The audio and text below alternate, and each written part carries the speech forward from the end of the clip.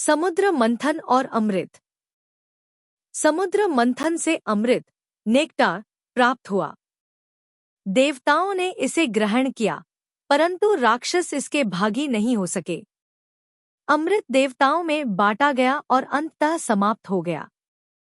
अमृत पीने से देवता अमर कहलाए, किंतु स्वयं अमृत का अस्तित्व न रहा। यहाँ प्रश्न उठता है, यदि मृत्यु केवल जीव की होती है, तो क्या पदार्थों में भी मृत अमृत का भाव नहीं होगा? अमृत स्वयं कैसा है? प्रलय में तो सारी सृष्टि के जीव समाप्त हो जाएंगे। और यदि युगांत या कल्पांत से भी आगे विचार करें, तो ब्रह्मा की आयु पूर्ण होने पर यह संपूर्ण ब्रह्मांड ही विलीन हो जाएगा। तब अमृतत्व कहाँ रहेगा? यदि सब कुछ अंततः गोलोक धाम या बीरजा नदी में लीन हो जाता है, तो देवता राक्षस मनुष्य से लेकर सृष्टिरचयिता तक सभी की एक सी गति होगी। तब यह अमृत किसका और कैसा? उपनिषदों से अमृत का बोध कठोपनिषद में कहा गया है, न जायते म्रियते वा विपश्चित नाय कुतश्चिन्न बभूव कश्चित। अजो नित्य शाश्वतोयम पुराणो न हन्यते हन्यमाने शरीरे। अर्थात आत्मा न जन्म लेती है और न मरती है।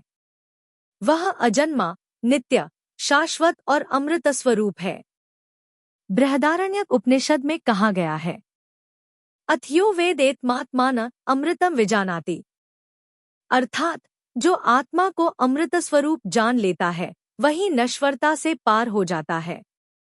इससे स्पष्ट है कि अमृत का वास्तविक अर्थ है जो नित्य, शाश्वत और मृत्यु से परे है। आत्मा का अमृत स्वरूप यही भाव है। क्या अमृत पदार्थ है?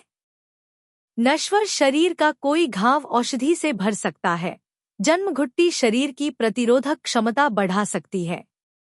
क्या समुद्र मंथन का अमृत भी केवल ऐसा ही द्रव्य था जिसने देवताओं की शक्ति बढ़ा दी?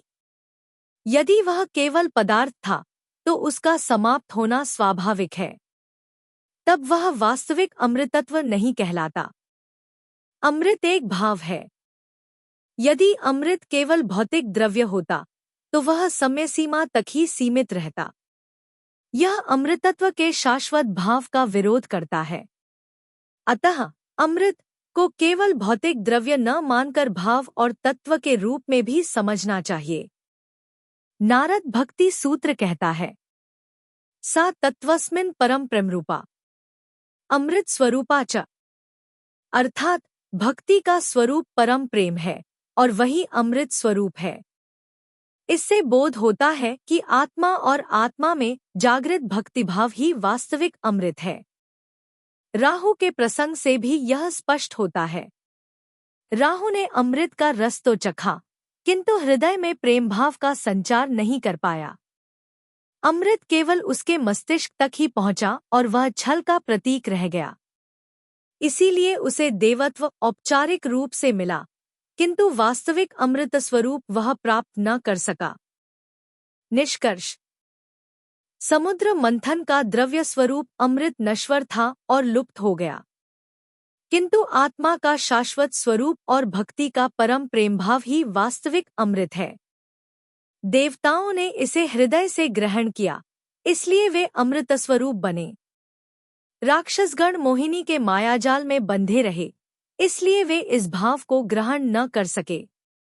इस प्रकार अमृत उनके लिए समाप्त नहीं हुआ, बल्कि उनकी अयोग्यता के कारण अप्राप्य रह गया। अतः वास्तविक अमृत वही है जो आत्मा में जागृत भक्ति और प्रेम भाव से प्रकट होता है, नित्य, अजर और अविनाशी। नमो भगवते वासुदेवाय।